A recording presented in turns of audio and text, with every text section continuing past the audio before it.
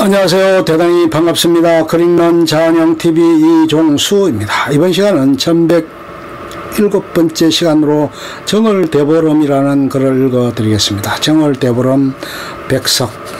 정월대보름을 한자어로는 상원이라고 한다. 상원은 도가에서 말하는 삼원의 하나로 삼원이란 상원 1월 15일, 중원 7월 15일, 하원 10월 15일을 말한다. 정월은 한 해를 처음 시작하는 달로서 그 해를 설계하고 1년의 운세를 점쳐보는 달이다. 음력서에 의하면 정월은 천지인 삼자가 합이라고 사람을 받들어 일을 이루며 모든 부역이 하늘의 뜻에 따라 화합하는 달이라고 한다. 따라서 정월은 사람과 신, 사람과 사람, 사람과 자연이 하나로 화합하고 한 해 동안 이루어야 할 일을 계획하고 기원하며 점쳐보는 달인 것이다. 도가에서 이날은 온 천상의 성간이 인간의 선악을 살핀다고 하는데 그때를 원이라고 한다. 한편으로 전통사회의 절일로서 정월, 대보름, 1월 15일, 7월 백중, 7월 15일, 8월 한과이, 8월 15일 등이 있는데 이러한 명일은 보름을 모태로 한 세시 풍속들이다. 대보름은 음력을 사용하는 전통사회에 있어서 각별한 의미를 지닌다. 농경을 기본으로 하였던 우리 문화의 상징적인 측면에서 보면 다른 생명력을 바탕으로 한 풍요로움의 상징이었다.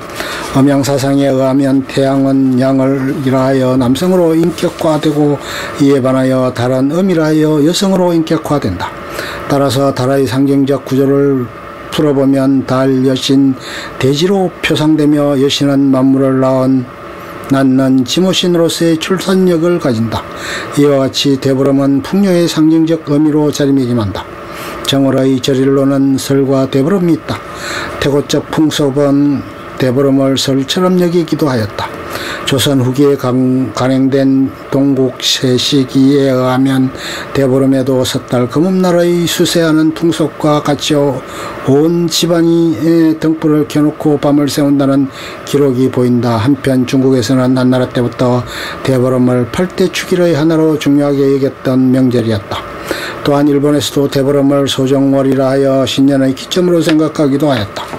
이런 대보름날을 신년으로 삼았던 오랜 역법의 잔존으로 보이며 이러한 점으로 미루어 보건대 대보름의 풍속은 농경을 기본으로 하였던 고대사회로부터 풍농을 기원하는 의미에서 유래되었다고 하겠다. 전통사회의 농가에서는 정월을 노달기라고 하여 농군들은 휴식을 취하며 농사준비를 한다. 예컨대 가마니 짜기, 새끼꼬기, 퇴비 만들기, 농기구의 제작 및 수리 등을 들 수 있다. 그러나 이 시기는 휴식으로만 일관되지는 않는다. 새해를 맞이하여 새로운 시간의 창조를 위한 신성의례와 건강하고 풍요로운 생활을 얻기 위한 다양한 제의와 점세 및 놀이가 행해진다. 지방마다 차이가 있지만 농촌에서는 마을 공동체의 제의로 대개 대보름날 자정을 전후하여 동제를 지낸다. 가가호 성의껏 제비를 객출하여 제비를 마련하고 정결한 사람으로 재간을 선출하여 풍요로운 상상과 마을의 평안을 추구하는 그것이 바로 동제인 것이다. 또한 풍요와 다산을 기원하는 놀이로 줄다리기를 돌 수 있다. 줄다리기는 줄당기기라고도 하며 주로 농촌에 전성되어 온 점세적 농경 의례이다. 볏짚을 이용하여 암줄과 숫줄을 만든 후 마을 단위 혹은 군 단위로 양편으로 나뉘어 줄을 당기게 되는데 암줄이 승리를 해야 풍년이 된다는 믿음을 가지고 있다. 이 밖에도 풍농을 기원하는 풍속으로 지신밟기가 있는데 지신밟기는 정초부터 대보름 무렵에 마을의 풍물패가 집집마다 돌며 흥겹게 놀아주고 축원해주는 것을 말하는데 지역에 따라서는 마당밟기, 매기, 건립 등으로 불리운다. 이와 달리 개인적 의례로는 대보름 따라 아침 일찍 일어나면 부스럼을 깬다 하여 밤호두, 땅콩 등을 깨물며 1년 12달 종기나 부스럼이 나지 않도록 축원한다. 또 아침 일찍 일어나 사람을 보면 상대방 이름을 부르며 내 더위 사가라 라고 한다. 이렇게 더위를 팔면 그해 더위를 먹지 않는다는 믿음을 가지고 있다. 한편 아침 식사 후에는 수에게 사람이 먹는 것과 같이 오곡밥과 나물을 키에 차려주는데 소가 오곡밥을 먼저 먹으면 풍년이 들고 나물을 먼저 먹으면 흉년이 든다고 한다. 아이들은 대보름날이 되면 액면 띄운다고 하여 연에다 액 혹은 송액 등을 써서 연을 날리다가 해질 무렵에 연줄을 끊어 하늘로 보냄으로써 액마기를 한다. 주부들은 단골 무당을 청하여 가신과 여러 잡신들을 풀어 먹임으로써 간의 평안을 기원하는데 이를 안택이라고 한다. 대보름날 밤에는 달맞이 풍속이 있다. 달맞이는 초저녁에 높은 곳으로 올라와서 달을 맞이하는 것을 말하며 먼저 달을 보는 사람이 길하다고 한다. 아울러 달의 형체, 대소, 출렁거림, 넘나지 등으로 1년 농사를 점치기도 한다. 이와 더불어 달집 태우기 풍속도 대보름날 밤에 행해지는데 횃불 싸움과 쥐불놀이 등과도 연관성을 가지고 있다. 지피나 솔가지 등을 모아 언덕이나 산 위에서 쌓아놓고 보름달이 떠오르기를 기다려 불을 지른다. 피오르는 연기와 더불어 달을 맞이하고 쥐불놀이와 더불어 이웃말과 횃불 싸움을 하기도 한다. 이외에도 볕가리 때 세우기, 복토 훔치기, 용알떼기, 다리 밟기, 곡식 안내기, 사발점, 나무 그림자점, 달부지, 닭우름점 등이 있다.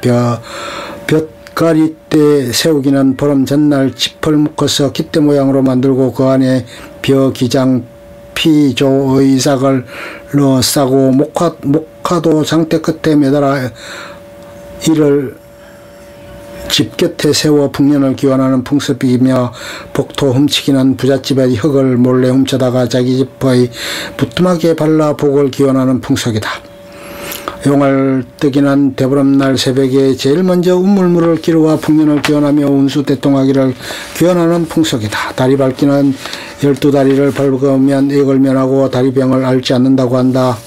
곡식 안내기는 경남지방 풍속으로 농가에서는 정초에 자기 집 곡식을 팔거나 빌려주지 않는다. 이는 이 시기에 곡식을 내게 되면 자기 재산이 남에게 가게 된다는 속신 때문에 행해진 풍속이다.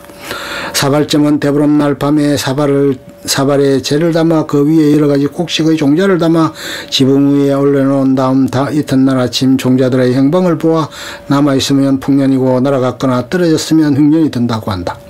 나무 그림자 점은 한자 길이의 나무를 마당 가운데 세워놓고 자작 무렵 그 나무에 비치는 그림자의 길이로서 농사의 풍흉을 점치는 풍속이다.